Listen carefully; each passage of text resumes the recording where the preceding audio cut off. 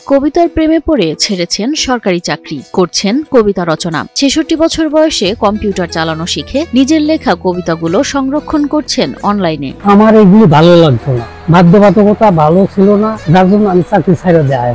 বই পড়ার জন্য মন চায়, কবিতা লেখার মন চায়, তারপরে এই কবিতা লেখা শুরু করছি। যদিও কবিতা তখন হয় নাই, তারপরও আমি মনে করছি হয়েছে কবিতা এরকম। নিজের জমি বিক্রি করে সংসার চালিয়েছেন, তবু হাল ছাড়েননি তিনি। লিখেছেন একের পর এক কবিতা।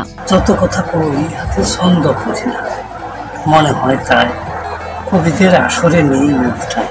অর্থ, পদ, প্রতিপত্তি এ তিনেই যখন জীবনের মানে খুঁজে পায় মানুষ, তখনও কেউ কেউ বেছে নেন ভিন্ন পথ। ৬৬ বছর বয়সেও যার হৃদয়ের ভাষা কবিতা, যিনি সরকারি চাকরির স্থিতি ছেড়ে নিজেকে উৎসর্গ করেছেন কাব্যের অমলিন জগতে, তিনি গাজীপুরের কবি আমির উদ্দিন। লেখছি আর বিছনা তলে রাখছি, এইভাবে লিখতে লিখতে লিখতে লিখতে এই পর্যন্ত আইছি।